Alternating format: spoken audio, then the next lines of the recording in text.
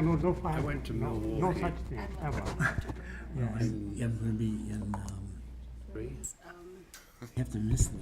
Before then, my students, no, somebody else's students, the students, had a summer program There you go. with a couple of people in the community for the summer.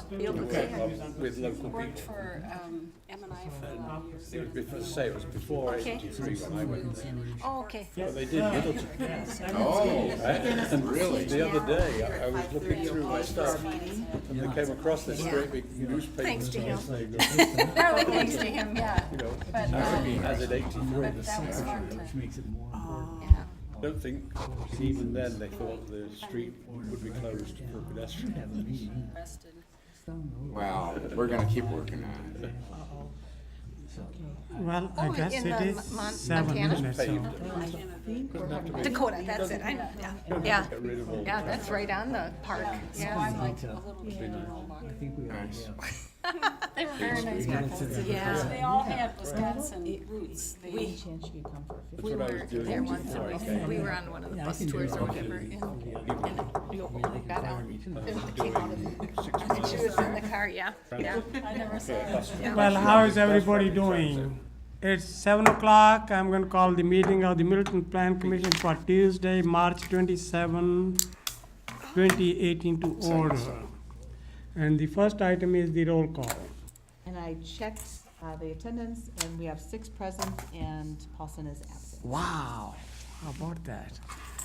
Okay, so the next one is the approval of the minutes. Move approval. Second. All right, so the motion is to approve the minutes, and all those in favor of the motion say aye. Aye. Anyone opposed? So the motion passes unanimously. All right.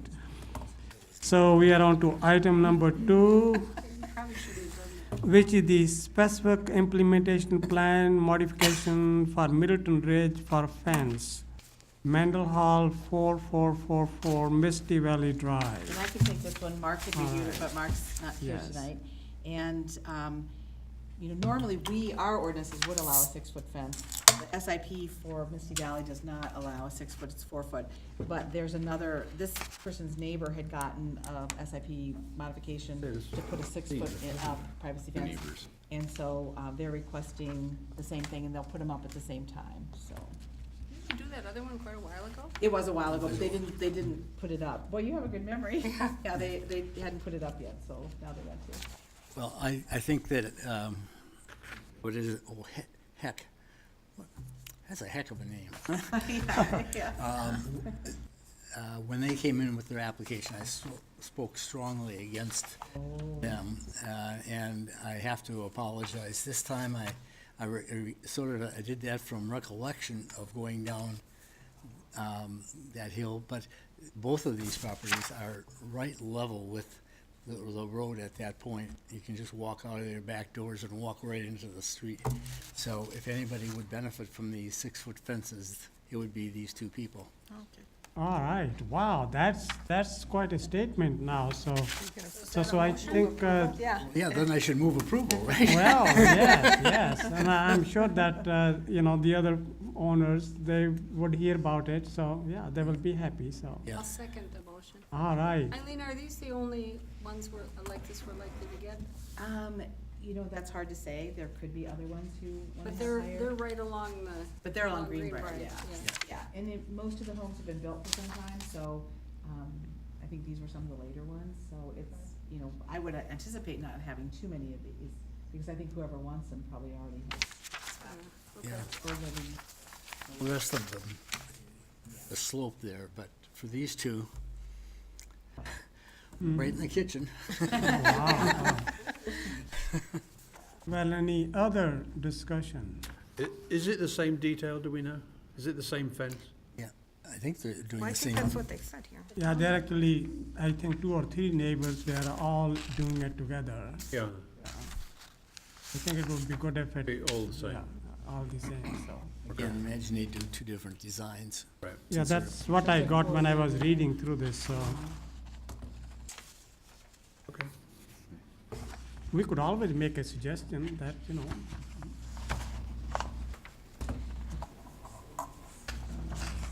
I was looking through this and I thought they're going to do it together. They are gonna do it Yes, together. yes, so probably would be the same, right? So, It doesn't say It that they're doesn't gonna say be the it, but same. it's, they plan to construct their fences at the same time. But since the lot line is the same, Yeah, Right. fence would just continue to. Can we just put it in the motion to, that they're the same? We care if they're the same? Yes. Well, houses can be different Yeah, and all houses that. can be Yeah, I'm different, not yeah, sure, I'm not right. sure I'm wedded to the fact that they need to be the same. Or you could say coordinate complementary ones. and yes, say, yes, you know, I that think would that's be- a good word, right? You like that word, David? Or would you rather? Sure. All right, all right. no galvanized metal, Must please. be done with other 3 homes. So there's more fences going up out there? They haven't come in then. Right here. They might be putting up Oh, yeah. 4-foot fences, huh? I don't know what that means. building fences? And this is Oh, a, 103. so it's Oh, that's for this one. good, so. That's this here. Must be done with other 3 homes, so. Okay, so any other questions or discussion? So then the motion is to approve this SIP modification and all those with the other additions that they coordinate or with the Coordinating neighbors. So- fence, yeah. the So all those in favor say aye. Aye. Anyone opposed? So the motion passes unanimously. Wow, we are on to a big thing here and Abby is all ready to go for it. Recommendation to accept a proposal from Saki Design for landscape architectural services for downtown plaza. Is that Abby? Yes. All right. So we have our downtown plaza advisory team has now met twice. Kathy and David are both on the advisory, the 7-member advisory team, and they're also both on the core team. So they could speak to this item as well. The team has met twice and they are unanimously recommending that the city move forward with Psyche Design for the project. I do have to make a correction from the staff comments. I apologize. I listed the phase 1 fee as the fee that is actually for phase 1A and the phase 2 fee as the fee that is actually for phase 1B. So in other words, the costs that I included in the staff report are just the fees for phase 1. The costs for phase 1 are estimated to be up to $82,000. The phase 2 costs are $45,000 to $130,000. And they gave a range. There were several firms that gave a range. And the reason for that is we don't know what the plaza is going to look like yet, and we don't know what features will be included in the design. So Psyche gave an all-inclusive approach that included an architect. We don't know if there will be a building at all in the plaza. So there's quite a bit of, I think, flexibility in that their costs may come in lower. What the team really liked about Psyche was the high quality of design shown in other proposal or other projects that were included in the proposal. He gave a very thoughtful interview, had some really good responses to the questions that were asked. And also they liked that it was an all-inclusive, not to exceed amount. I think that would be easier at the council level too, so that they know, the maximum total design costs. If it comes in lower, that's a good thing, but it will not come in higher. So our recommendation is for acceptance of Psyche Design proposal for landscape architecture services for the plaza, and this would go to the council and the finance committee. So moved. Seconded. Okay, so what is the limit which you are putting on this, Abby? The phase 1 costs would be a not to exceed $82,000, and the phase 2 costs would be not to exceed $130,000 for a total of $212,000. So what do we get in phase 1A and B? So phase 1A and B, they would attend all of the public input meetings. They would develop 3 concepts for the plaza design. That would also include lighting and public art. They would present 3 concepts at a public meeting, allow the public to weigh in, and then the Downtown Plaza Advisory Team would make a recommendation based on the input that we receive for which of the 3 concepts, or maybe it's a combination of 2. They cited an example on a project that they're working in Madison on the Monroe Street project where they've actually had 20 iterations of a design. So they're willing to do that. They've had a lot of public input with that project, and that, I think, spoke very highly of their firm. They said, you know, we're not gonna hold you to just 3. If there are changes, we're open to working with you. We wanna get something that you guys are comfortable with. And then phase 2, once a concept is selected, they would actually develop the construction plans and drawings and have it ready to go for bid. I wonder if David is gonna agree with me that I hope those first things are hand sketches Be nice. and not No, some. knowing Ken, I think that's things. probably right. Yep.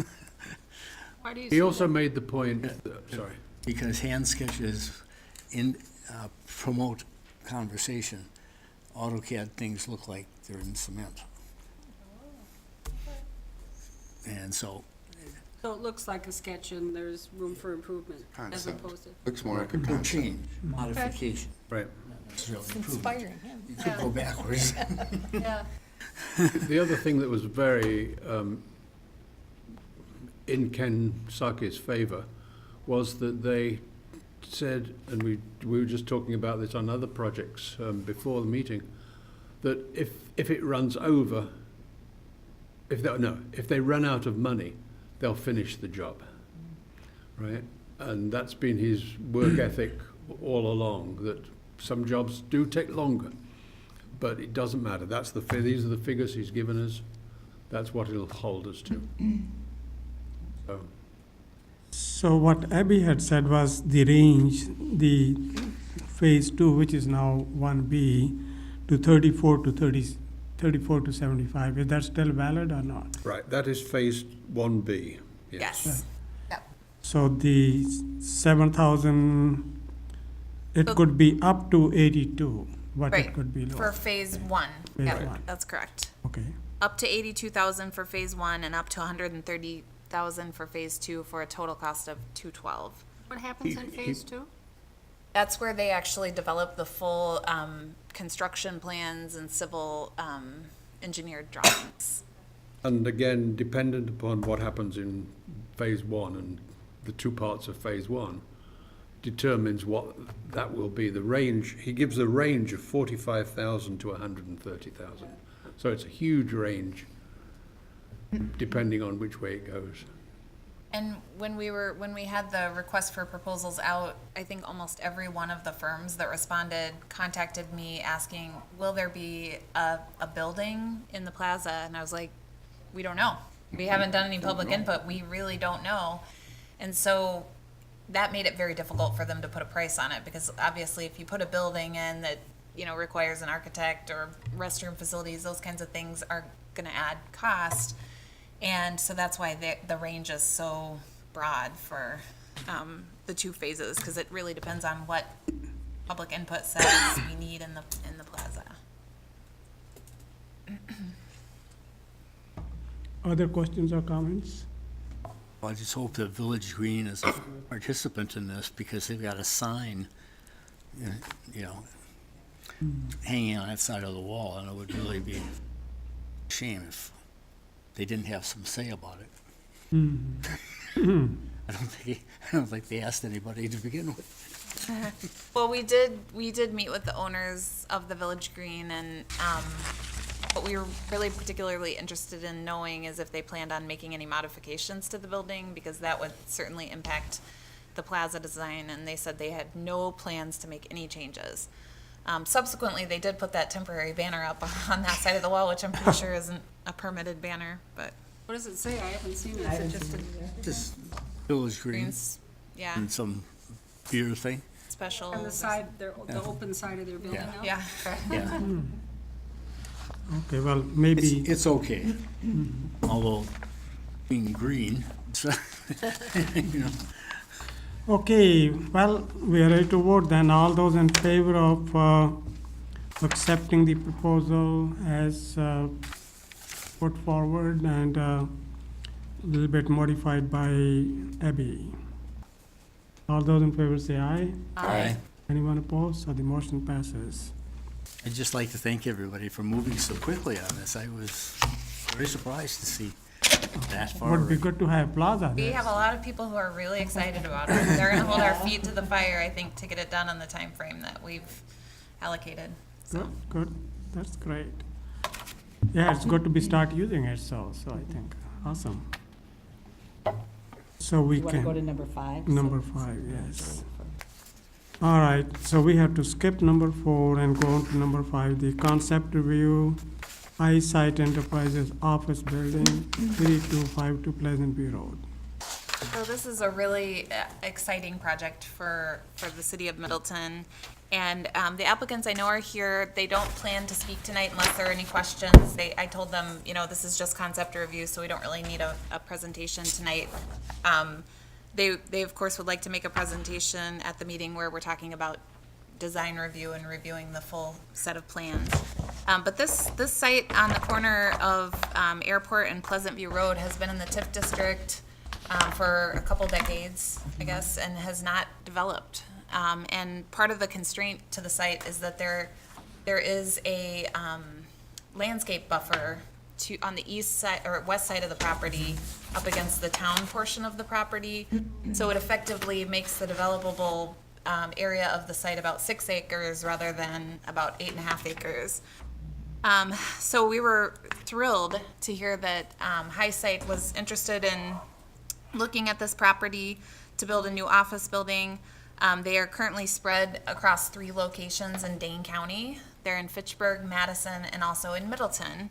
And so they were, looking in Middleton and other cities as well, and kind of zeroed in on this site as one that would really provide a lot of efficiency for their operations and be able to consolidate their offices. They have a hangar at our airport, which is, right across the street. And it would also be closer to their distribution center in Middleton, which is over 200,000 square foot facility. So if you don't know about High Site, they sell high-end cookware products under the Royal Prestige brand. They're sold here, but also in South America and Mexico. And they will be bringing about 255 employees initially to the building. They are designing it to grow to over 500 employees. So it's really it will be quite an impressive facility. They included in your packet, they've got Epstein Ewan architects on board.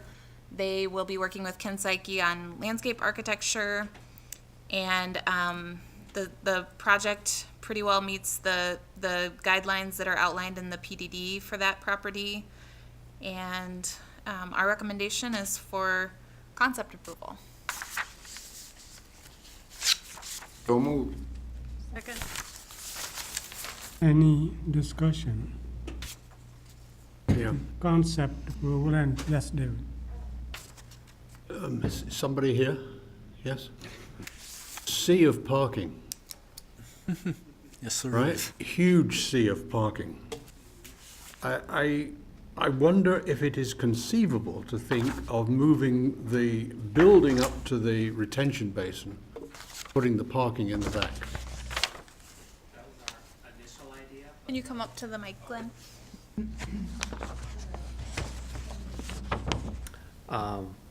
We had a couple challenges with the site, soil conditions, and then water table. So we tried to position the building in the best spot for both of those restrictions.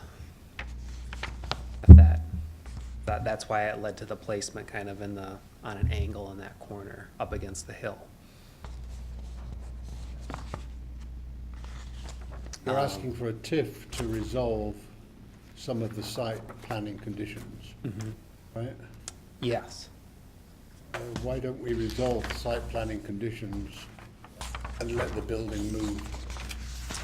It would be a more prestigious image of the building, quite honestly. Our goal is to kind of minimize what those costs would be. And then also, if we added on to the building in the future, allow us a spot to put a parking deck, if need be, above ground. But that'll look good in front of the building as well, yeah. Yeah, kind of off to the side would be the plan, so. Okay. What are the soil conditions in the, close to the intersection? Are those the worst soil conditions, or are they better there than? Yeah, these guys can speak in more detail. Who are we speaking to? Sorry. Oh, I'm Glenn Johnston. I'm the Chief Financial Officer for Highsight. Hi, I'm Matt Schreiner with Beerbecker Associates. So we did have a geotechnical consultant do borings and test pits on the property, and so CGC did that. And in their report, what they found is at the front of the site, where we're talking about at the intersection at Airport and Pleasant View, we have not only a clay material that doesn't have the right amount of bearing capacity for a building, but we also have low blow count soil. So it's loose material that doesn't have enough bearing capacity to hold up the weight of the building. We also have high groundwater in that area, so that area is best suited for stormwater management facilities and not a building. So the 18-foot water table is actually in the back of the lot where you want to put the building. Right, so where the building was placed, so as you mentioned, it was strategic where that building wound up. We did look at different options of the building being closer to the road, but based on soil conditions and just the type of material we had, that's where the building ended up going. I don't know if David is getting at this point too, but it's, in my opinion anyway, it's a very handsome building. And I would, it would like, as prominent a position as can be had. It's sort of like, I don't know if you're familiar with that Wisconsin Trade Center over here, yeah. And remember, before they put all the shops in front of it, it had such a nice setback and the lawn and everything, and it really added to the look. So anyway, Where is the entrance to the building? west side.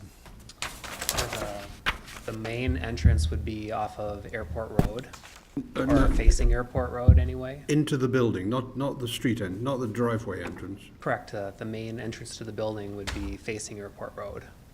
So it's this face. No, the main entrance, This place? you have, it's more to the south, at least southwest. Oh, there. And then an employee entrance would be on the side and in the front. So you have your visitor parking kind of on the north side, close to Airport Road, so Correct. it's accessible to the main building entrance. So this is the, Here's the this main- one here, right? Here's Yeah, where like yeah, a visitor yeah, would come, yeah. and then here's the employee entrance. Okay, oh, okay. Okay, yeah, the employee, okay. So other questions? I wonder, so there's nothing we can do about that easement there? It couldn't be, It would have to, it's an agreement with the town of Middleton, so we would have to go to them and ask them to redo our agreement, to have that revised. so what is the function? I mean, you think they would agree easily or would not? This was part of the intergovernmental agreement when we agreed to swap lands so we could get Pleasant View Road through. Mhm. And we said we would have the 200-foot buffer. Mhm. And the property owner agreed to it too because they wanted the road to go through. A visual buffer, yeah. So that, it was a berm, yeah. So it couldn't be smaller, you need 200 feet? Well, we can't unilaterally decide that it's to be smaller. The town of Middleton would have to agree, and we'd have to amend our agreement with them. And how much work that would be? That's hard to say. I think they were initially very adamant to have it. I don't know if they've changed their mind, but it would definitely be discussions between the two entities and then a new agreement. We are in the process of setting up meeting with the town on another issue. And so we had planned on just broaching the subject of the easement, but we were thinking we would do it in the context of, you know, eventually when they need to potentially expand parking, would you be, or expand the building, would you be open to the idea of reducing the size of the easement? We thought maybe, you know, if it were parking in the easement, that might be less intrusive to the town than a building. And if there was still a buffer, but maybe not as big. Well, What is immediately to the west of that easement? Open space, then there's a house a little bit further up, which is, yeah, I was trying to visualize that. So they just want to keep that space. yeah, those might be houses built in the future in the town, so Yeah. that might. well, it doesn't hurt to Can I- ask early rather than wait. I mean, at least broach it and see what they think, so. Leaf, you had something to say? Oh, okay. Can I make one other, put one other thought out there? That of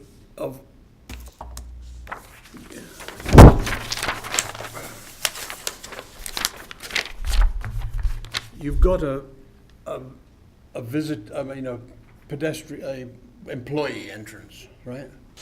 If I park here, you know, I walk through a car park to get to the building, right? I wonder if you couldn't develop a path through here where people can feed into the path and then go along to the building, rather than, you know, wandering around a parking lot, right? I see. That would, and that might orient the parking slightly differently, but it would also make a link back to the overflow basin for your employees at lunchtime or, you know, sort of whenever, right? Just to go and sit in a bit of greenery. Yeah? So, it's a thought. Yeah, good, That's all. Yeah? absolutely. Good. And this can be landscaped corridor, and Ken Saki will do a great job for you. Yeah, we As just you had already a heard, we're on his initial side. meeting with him, and he already has ideas on how to soften up the Right, parking yeah. as well.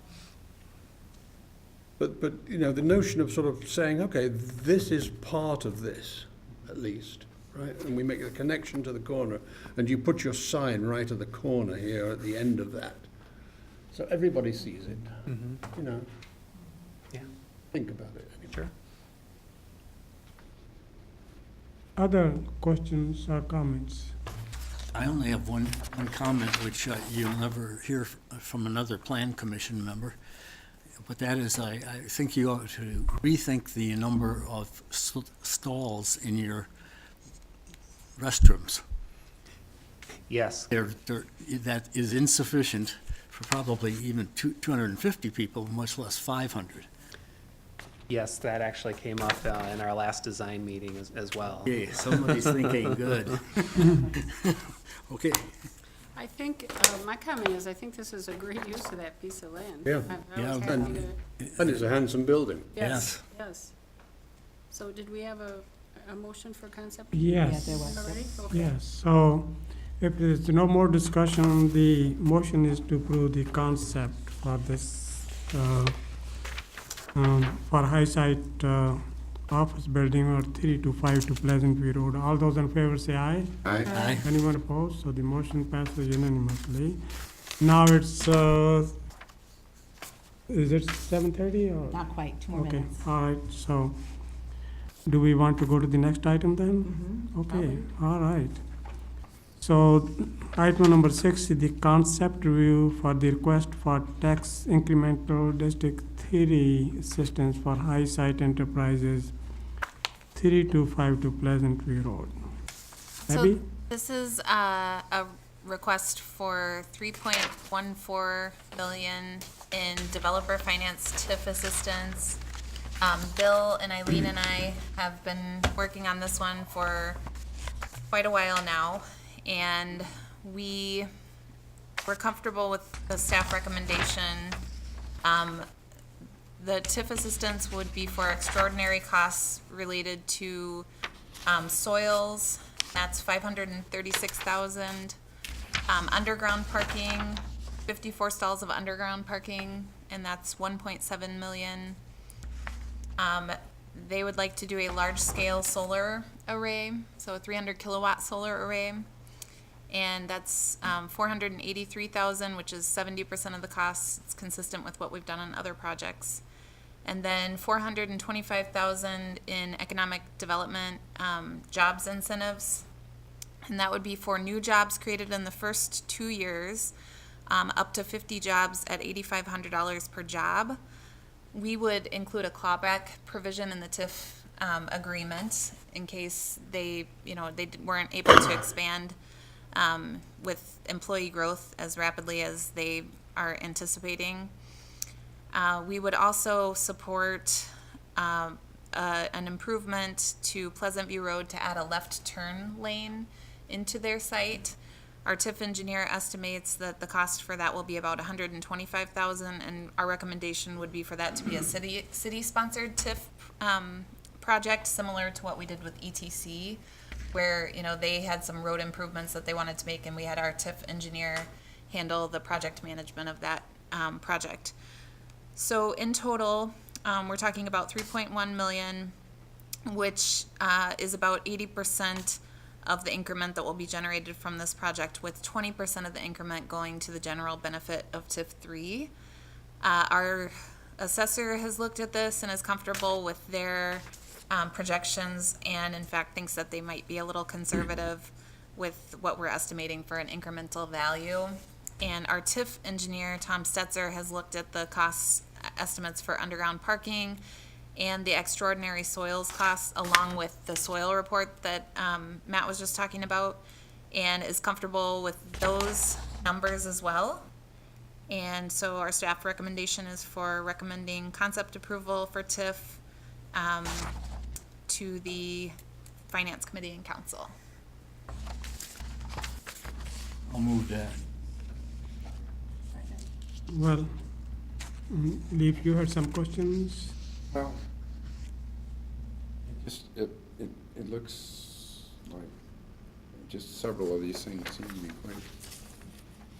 Seem to be what?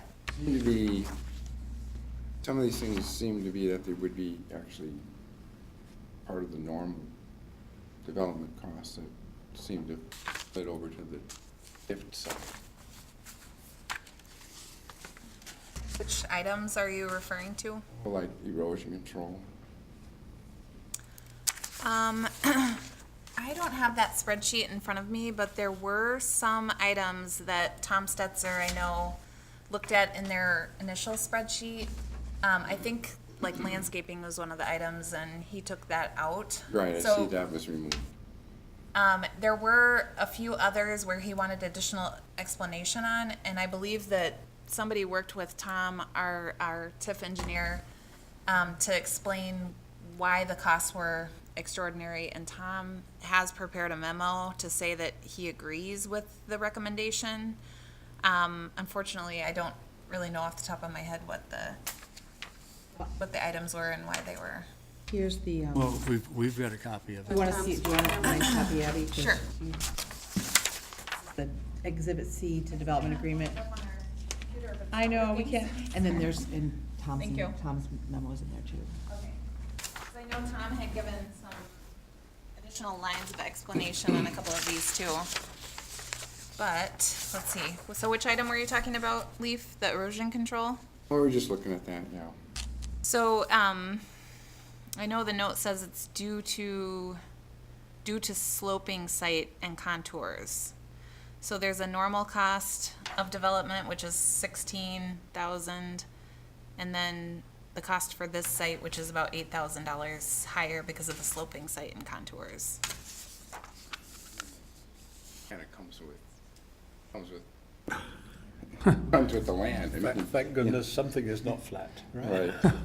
But I mean, okay, that's your site, you're gonna have to deal with that.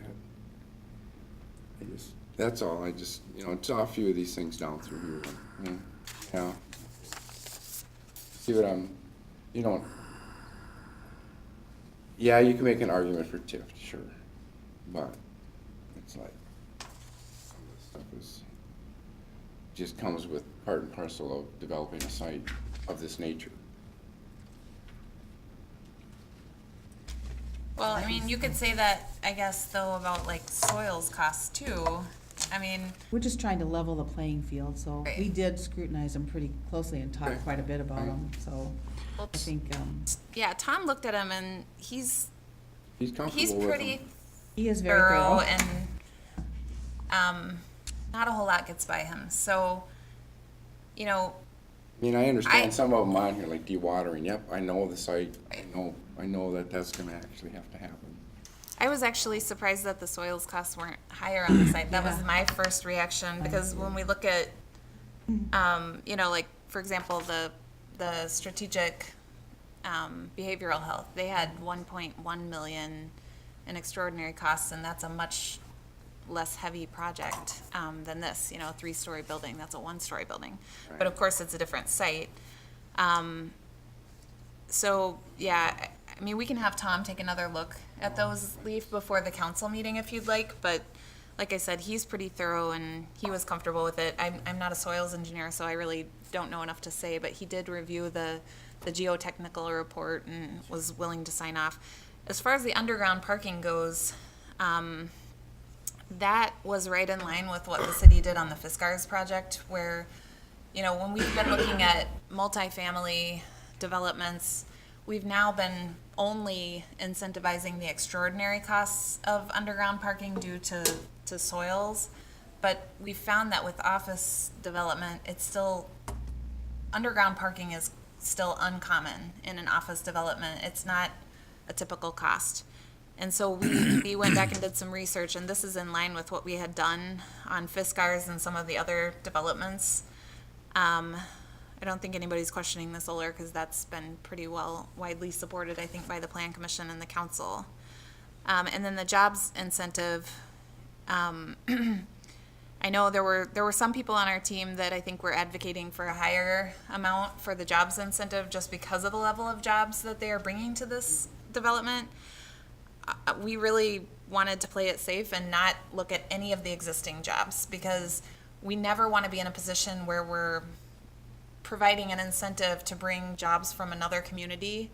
It's really not how we do economic development. We work really well with our surrounding communities, so we just want to be really upfront that none of the incentive for jobs that we're recommending is for existing jobs that are coming from other cities. We were just looking at incentivizing the new jobs that would be created. So, Abby, could you look at the sanitary and storm utilities, why that is, why there would be extra expense there? And about the renewable energy, I thought that solar energy is becoming so common now. I thought we still, We've done solar, we've had a TIF incentive for solar that is exactly in line with this on like most of the recent projects that we've done. It was on Market West, Laser Express, Goodwill, let's see. I'm trying to think, we've had a couple of other really big ones. And it's only This the is percentage that's not covered by the tax. The federal credit. tax credit, yeah. so about these new jobs, I mean, they're going to expand from 250 to 500. So, I mean, they're going to create jobs in any case. So why are we paying for that? Well, it's included in our TIF project plan that the city can provide economic incentives to encourage new job growth.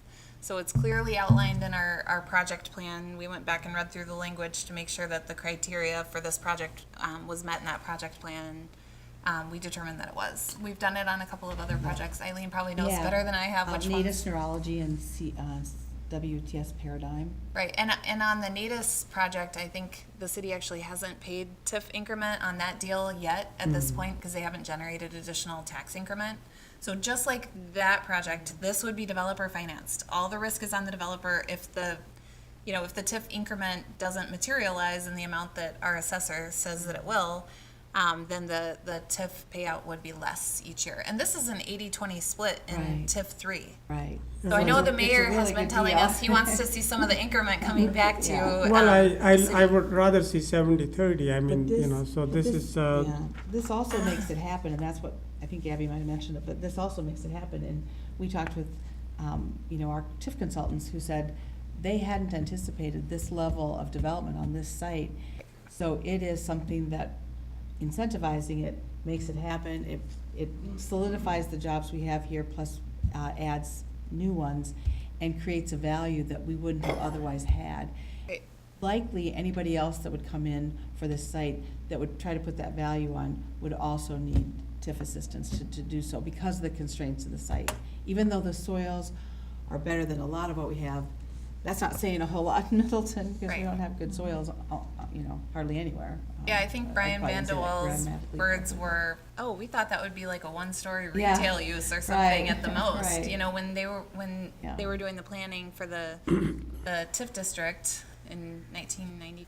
Well, we added this just a few years later, but Oh, yeah. okay. But yeah. So in the 90s, they thought that, at the most, we would be able to get a retail use. And we're looking at 90,000 square feet of development, housing 500 employees.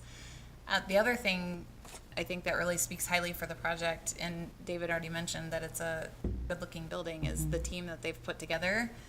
Our TIF consultants looked at the team and they were like, wow, they've got really, really good people on board. It's going to be a great project.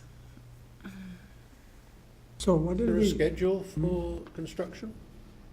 I think it's quickly. Our goal would be to break ground in early August of this year and then move in like October of 2019. so Eileen, what did we do for the Paradigm people?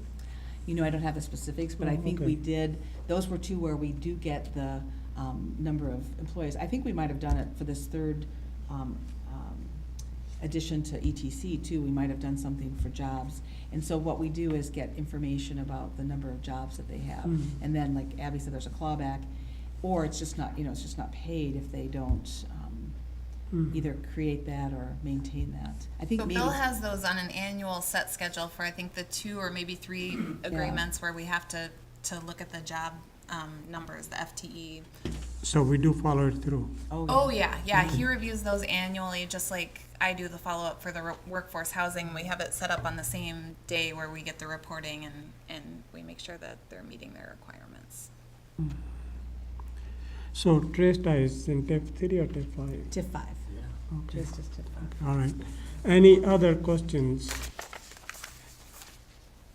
I would have liked it to be 70% rather than 80. We will see if we can still do it. So any other questions or comments? Otherwise, the motion is to approve the concept review for request for tax incremental District 3 assistance to high site enterprises 3252 Pleasant View Road. All those in favor say aye. Aye. Anyone opposed? So the motion passes. Okay, guys, you can go and party now, so. Okay, so it's past 7:30, so I'm going to open the public hearing for the request for a general implementation plan amendment, increasing the maximum impervious surface percentage for a manor lot type, the community of Bishop Bay. Anybody who wants to speak?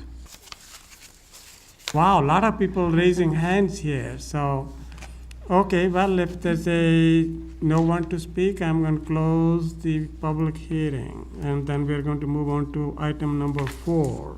Do you want me to? Yeah, talk a little bit yes, about it? Eileen, yes. I think Mark laid out the history of the request very well in the staff comments. Basically, what they're asking for is to increase the amount of impervious that's allowed on a manor lot, just in the back 9. Originally, they were looking at doing 2 different things. One was changing impervious to lot coverage instead, and then also making it for the whole area for manor lots. But this just confines it to the back 9. What Gary Huth and Mark discovered when they were reviewing this is that back when the stormwater facilities were designed for the community of Bishop's Bay, and I'm sure a lot of you will remember that they are doing 100% stay-on of the stormwater. So they have the strictest controls of the town of Westport and the strictest controls of the city of Middleton put together for that property. And their estimate was 5,900 square feet, and you guys correct me if I say it wrong, 5,900 square feet of impervious per lot. If every single manor lot that's out there in the back 9 went to the 40%, it would be just over 5,000 square feet of impervious. And the likelihood of every single one maximizing it could happen though, but it would still be within the numbers that were done through the stormwater analysis. And they are required to maintain the stormwater. They're required to maintain it in perpetuity and no matter what happens. So they are responsible for fixing it. And I think we talked about this last time they asked for an increase.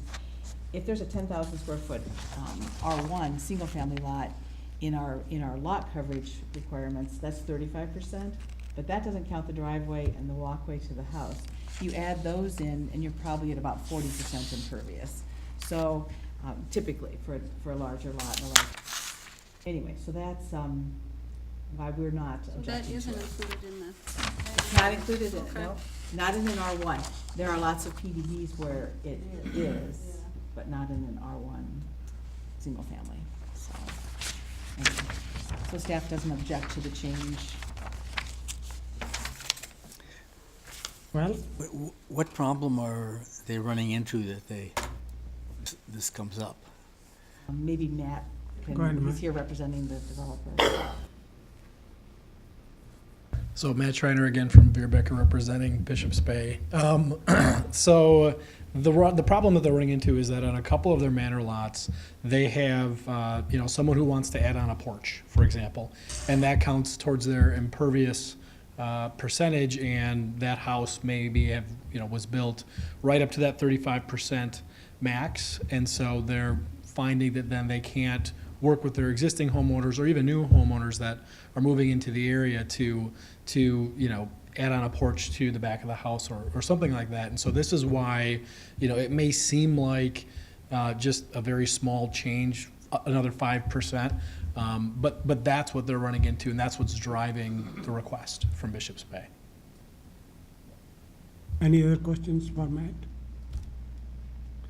Thanks. So, yes, Dennis. You have any questions or? No, So Eileen, you are happy with that? I think at first, when we first heard about it, especially the change from impervious to lot coverage, we didn't support it, but then as we investigated it and they changed it to be a maximum impervious from 35 to 40, and with the things we uncovered about the stormwater, we're supportive or no Okay. objection. How about Abby? I'm just kidding. So, okay, so, well, we need a motion now, so then. Somebody ready to make a motion? I would move approval of a GIP amendment to increase the maximum impervious surface percentage for a manor lot type from 35 to 40%. And the second. Is that correct? I'll second. Any discussion? Can I just say one more quick Yes, thing? One go thing I ahead. wasn't sure of, and Tom Wilson didn't really weigh in on it, but I wasn't sure if maybe we'll just tell the joint committee tomorrow about it, because we have a joint committee meeting tomorrow at 5:30. And I don't think they'll need to see it because it's only manor lots in the city, and it doesn't impact the town because they have to still abide by the stormwater. So Okay. I think I don't know how. Do you want to make a part of the motion or not? I don't know, I was gonna see if Dennis and Leaf, what they thought as members of the joint committee. I guess I'm okay with it from the Okay, city's okay, perspective. okay. I figured, and that's why we didn't have it on the Okay. agenda for tomorrow, so, okay, just wanted to check. Yes, David? I guess the only thing that worries me is, here's the same developer coming and saying, let's relax things that we set up, right? And it's not the first time, and I'll guarantee it's last not time. going to be the last time. I don't see anything going the other way that says, oh, we'll relax something that we said we would do, and we'll open things up more, or whatever it might be. So it does worry me that agreement was made, and sure, I know there have to be changes, but it's always changes in the same direction. I would concur with your comments. I'm a little frustrated with what goes on here with this particular developer, because we have a understanding and an agreement. Keeps coming back in here with amendments. Yeah, This one's not that big a deal, but yeah. they start to add up, and you start to go, Like There's those condos, for example. Yeah, you might have noticed who voted no on that, Cindy. Yeah. You too. If I could just add one thing. Yes. So just on that comment, I think, one thing I do want to point out, when we're looking at the stormwater design, for example, for the entire community, this development does have requirements that are above and beyond what we see in other communities, even the current city's requirements for stormwater management, the town's requirements for stormwater management. And we are adhering to all those. And in fact, as you can see with, what we planned on for the impervious areas for all the single-family lots, we've went above and beyond even those requirements to be conservative and make sure that we have flexibility and we can meet those goals. And so I just think it's just something to point out that, we are trying to. But going above and beyond is what you agreed to. We went above and beyond even what we agreed to, is what I'm That's true, saying. they did. Yeah, they did. So they are right? He's right. I mean, they Okay. did go above and beyond. They have conservative numbers built into it, and by conservative, they're overestimating the impervious surface, so. But I understand what you guys are saying, because that's a concern we have. I think the thing that we as staff are saying is, when you bring in a proposal like this, a change, then it has to be reviewed comprehensively. It can't be reviewed in a vacuum. It has to make sense in the whole thing. And, And I think beyond that, what I'm thinking of, and is when you show up with what you want to do. yeah, Don't know exactly what you want to do, don't show up. sure. And I understand, yep, there's gonna have to be changes, things are gonna have, but it just seems Yeah. one after another, it's like, put some more thought into what you really want to do before you, it's not your issue, it's, that's what, put more thought into what, what you Yelling at the really telephone want to do receptionist. here. Yeah, we understand. It's Yeah, bits I'm and sure pieces, Matt and will it keep- go and it back and wears us send the down until we message, give so, Yeah. share the message, so. No, I understand what you're saying. That's- Okay, any further discussion? Now, there was a motion made and seconded, and we had discussion, so all those in favor of the motion say aye. Aye. Anyone opposed? are you- 6-1. okay. 5-1. Gotta send a message.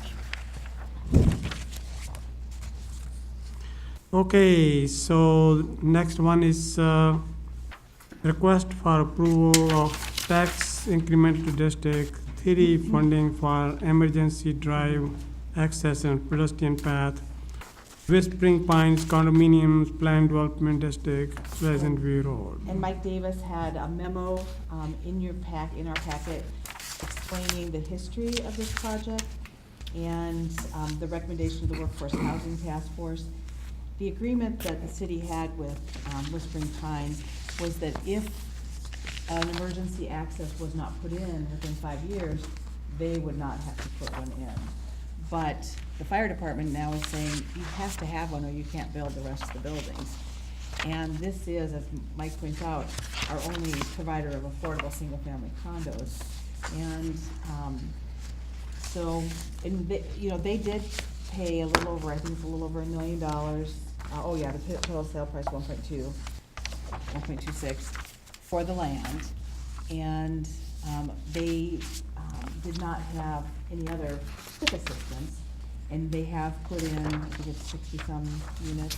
They'll put 48 more in. And so he's looked at it in terms of the amount of increment that could happen, and the fact that we are the ones now really on the hook for the emergency access. The town cemetery, they have talked about being able to coordinate that. They're concerned about the emergency access too. Hopefully, it will never need to be used, but it's there if something happens to the main access. And then pedestrian route. They paid the developer paid $10,000 back when they bought the land for a path. The path wasn't put in, so we're saying now, can we use TIF for that $10,000 to help, or up to, I think he's saying $20,000, to help accommodate a pedestrian path. Because there are lots of parks nearby. There's a firefighters park across the street, the soccer, the north, and it would be good to have kids be able to use that. So he's saying use the increment from that to help construct that emergency access. And again, hopefully it will never be needed, but, and then with the discussions of the town cemetery to give them something for the maintenance over time. Are they just gonna build a couple, they actually can put 9, right? is what 9 Mike said. buildings total, and But they've got, They're just gonna do 5 and 6 right now, and then, well, they would do the final 3 then, and the developers are here, they could probably talk to the timing, but the Ellefsons are here who are doing it. But they can't do those other 3, they can't even get approval from the city, from the fire department until they have the emergency access worked out. okay. So otherwise, they would have to stop. And again, they paid money for the land and with that agreement, so with that provision, so. And I think Mike also included the addendum sale. He included the agreement with the developer and then the site plan. And I think we also maybe had the minutes of or maybe they're within his memo of the workforce housing, where they're recommending it. They're recommending to the planning commission and the council an allocation of $120,000 from TID 3 toward an emergency access solution. And then coupled with a further recommendation of $10,000 in additional TID funding, which has been previously paid by the developer to provide a safe pedestrian access to its. So Eileen, do you know that why city didn't do that within 5 years? If you think about the timing, then the recession hit and the development was slowed down. So, I think maybe, I wasn't completely directly involved with it, but I think maybe the town said, oh, we don't want you to have that. And I don't have any record of that, but that's my understanding.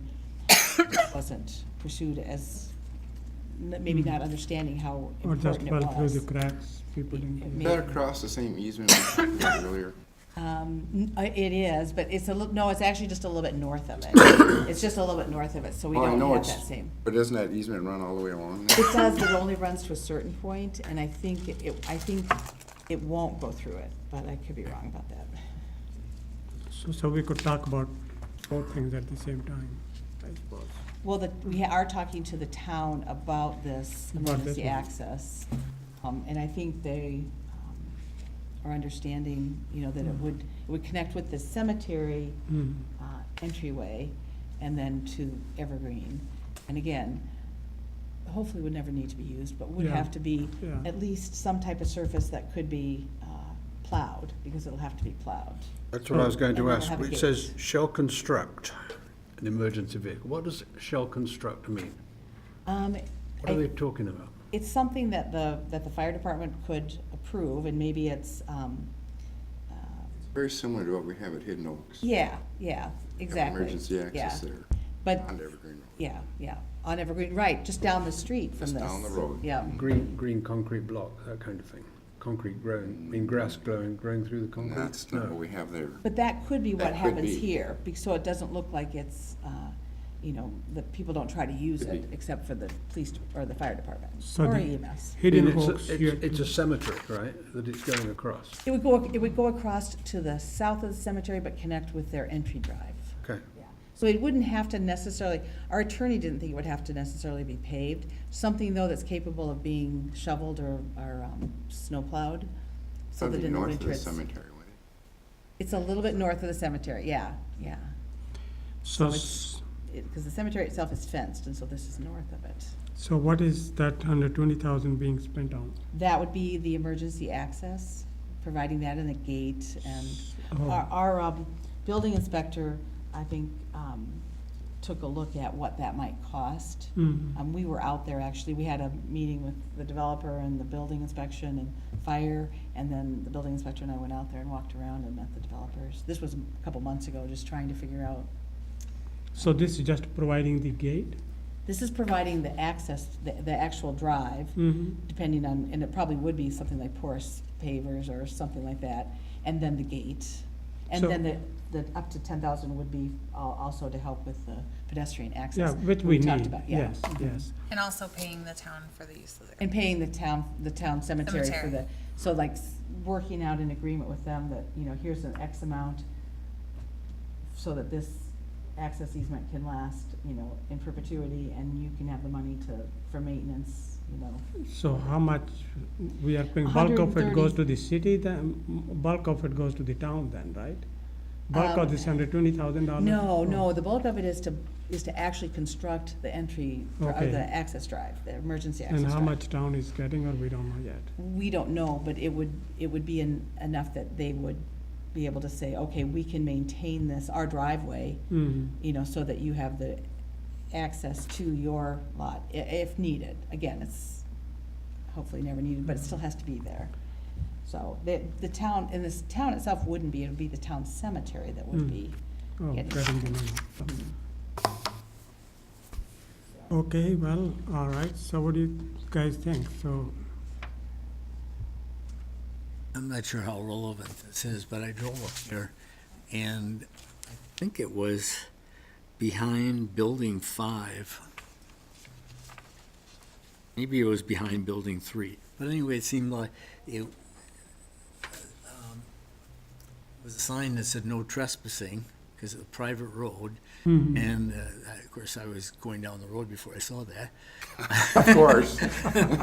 Turned and wanted to turn around, and that was a really small area, it seemed.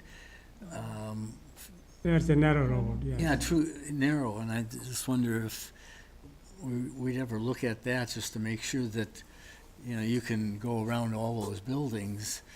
The fire department does look at the site plans when they're approved. but, Okay. That's a good point. Yeah.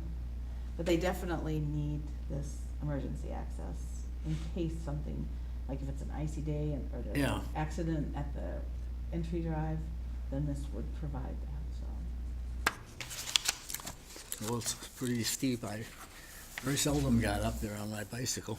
I wouldn't wanna do that on the bike. Right, so I'm all in favor of those steps. Yeah. Anyway, so I think Mike is estimating $2 million in increment over the life of it for the new things, counting what's already been constructed and it's been paying into the TIF essentially. I like having that safety path. I think that's very important for the kids, so. Okay, so do we have a motion then?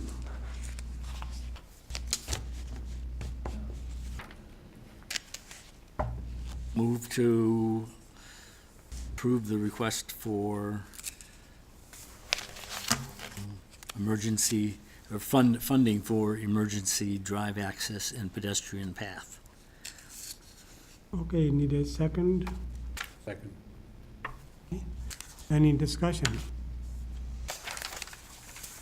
Okay, so the motion is to approve the tax TIF funding for emergency drive access and pedestrian path for Whispering Pines Condominium Planned Development District on Pleasant View Road. All those in favor say aye. Aye. Anyone opposed? So the motion passes. Now we are on to, you guys can enjoy your evening now, so. Thank you. Okay, so thank you.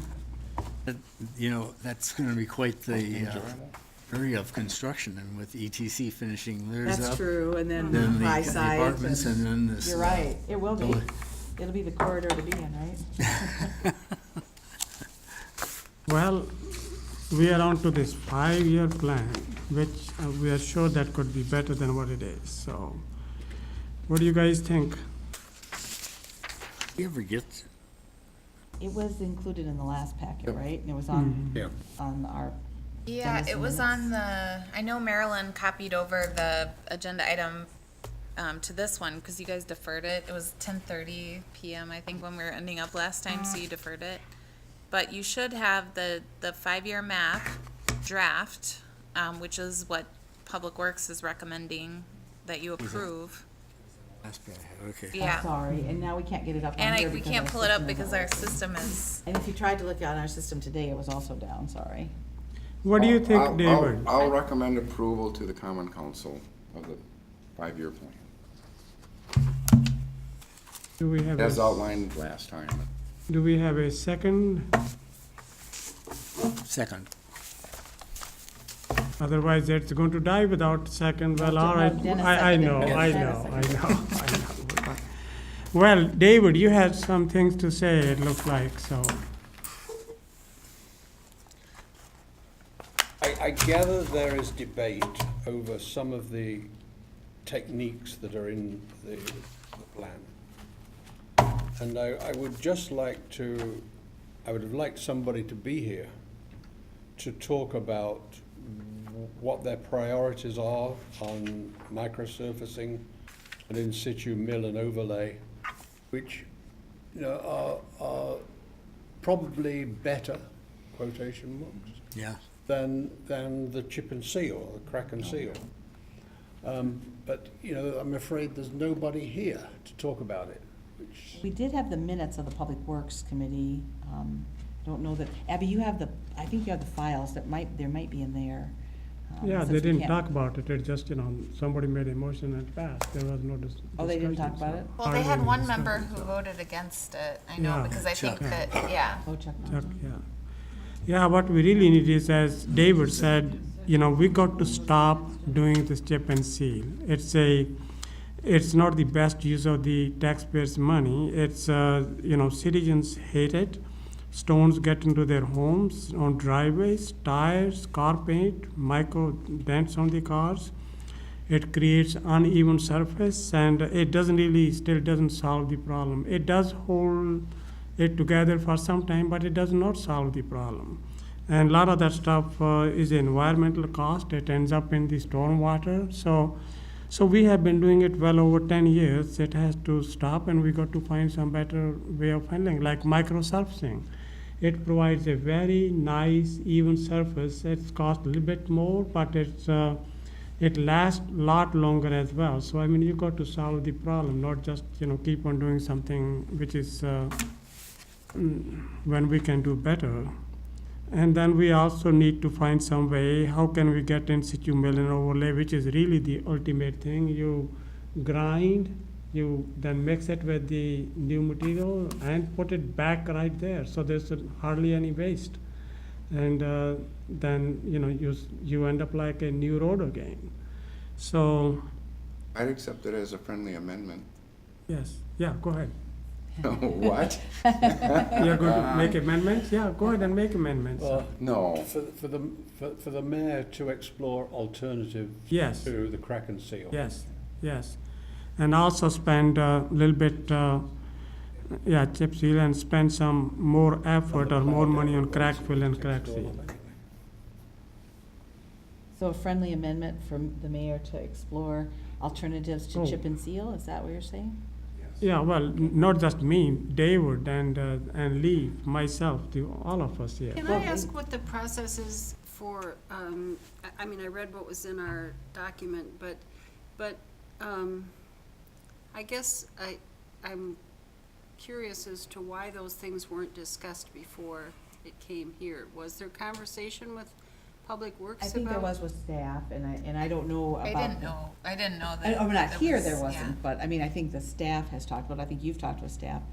And I think part of it is just a budget issue, that's how it's been through the years. They've only, it's a council decision, and they've had a certain amount of budget to use, and I think they've, this has been the approach, So do you think that the ideas that are being expressed here have already been discussed by them? Yeah, I think so. Well, part of the problem is that the staff came back that there's no contractor available to do the microsurfacing. No contractor? Yeah, in Wisconsin, or at least in this area. But part of the problem is that if you're not asking for it, you're not going to find one. Right. So, and the same way that in situ mill and overlay, it's a bigger project. Again, it requires cooperating with the other maybe with Madison or with county. It's again, we don't have the contractor for that one. But again, unless we explore it, it is not going to happen. So it is just, again, pressing on the staff to explore that how to get the contractor to do microsurfacing and in situ mill and overlay. I'm remembering though something Yes. about discussion about microsurfacing, that it's tens of thousands of dollars for the equipment, and that's why it would be tough to get a contractor here to invest in that if if the it's only one- Middleton, or if Right. you're just, unless, we make a policy or something, they're not going to spend money on this, so. Well, and there's no way that an out-of-state contractor is Can gonna bring afford- their expensive equipment Right. to work on a They road can't do project it, here. yeah, they can't afford it. So I'm meeting with the Dane County folks tomorrow, and I did meet with the city of Madison, the deputy mayor. So, and talking about these things, that if we could all do it together, because they save a lot of money. It's just, that not having the contractor is the one which is causing the problem, so. I think, Cindy, maybe one of the things we want to understand is the cost effectiveness of these different types of Right. applications. And longevity, the chip seal doesn't do much for us.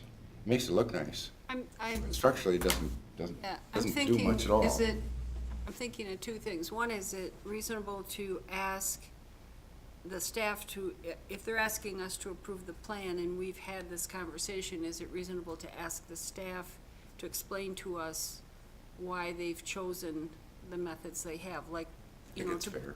to make a yeah. report, I guess, talking Absolutely, about yeah, the things yeah.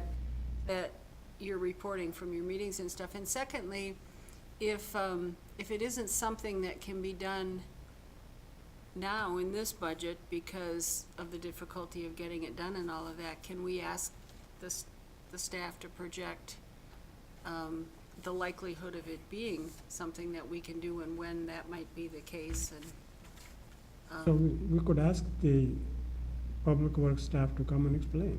Yeah, I'm sure Sean would have been happy to come Okay. tonight. I just didn't know that there were gonna be questions. Okay, well, let's ask him but to he can come speak at very next time or sometime, eloquently so. about these things. No, here's my curiosity question. I know that we've looked at this 5-year road improvement plan every time it comes up, but I was trying to think of why does the plan commission? It's, I think, and Abby, you correct me if I'm wrong, I think it's in part because, we're looking at TIF public improvement plans, so what could be maybe used with TIF, Okay. to supplement that, but Okay. also to see that areas that we know about, maybe that there's gonna be a project or something, so to provide that coordination. Oh, okay, It's so that you're not at counter purposes? No, it's kind Okay, of from a or cross planning purposes. perspective. Okay, that makes And the sense. TIF perspective, right, Abby? or- Yeah, and the 5-year plan too is what the Public Works Department submits to the MPO to get federal funding for projects, and I believe that deadline's coming up soon. That has They to be can approved submit by it the- as a draft. They don't have to submit it with the city's approval. I don't know if it carries any more weight if it's an approved document versus a draft. I mean, I think Radeep makes a good point that if you don't ever explore this stuff, you're never gonna change what you're doing, but I also understand the point about, the money we have now and the technology we have, the equipment we have now. So if we really wanna start looking at some of this stuff, let's put a plan into place to be Talk able about to it. do that. The only thing is, do So we have a motion, Yep. something. Yep. Can we, you want me to read um, it back? something about the mayor investigating alternatives, Right, that's right? what it Yes. says. Maybe we'll have And him add report- Cindy's comments too. And reporting back to us, And Yes. reporting back, and requesting at the same time that the city engineer staff be here to also report, comment, whatever you want to On say. their On process. their like their Choices. approach, okay. approach, yes. So it says, moved by Hubbard, second by Doran, to recommend approval of the common council with a friendly amendment for the mayor to explore alternatives to chip seal and report back to the planning commission, and also request the city engineering staff to report to the planning commission about their approach and choices. Could we ask the council to report back to the plan commission when they're gonna raise more money to do these things? See, and that's what it comes down to, too. It's a budget thing. I think the council's put a lot of effort into the resurfacing and roads, and I think it shows. I think people are happy with that, and certainly TIF has used that, but that it does come down to budget. The city staff's not proposing this, public works staff, I can guarantee you, they're not proposing it because it benefits them. They're trying to stretch the dollars as far as they can to. Just to hold the pieces together. That's Yeah. actually But But said, there pieces comes, together. but there comes a point when it is better to do less and do it properly. Yeah. yeah. And if you wanna make changes and you never plan for those changes, you're never gonna be able to make those. Right. Yeah. Yeah. That's right. Talked about that with my cardiologist today. Just kidding. Okay, all right, with all those comments, all those in favor of this motion, say aye. Aye. Anyone opposed? So the motion passes. Need a motion to adjourn. So moved. Second. So we are all adjourned now, so that's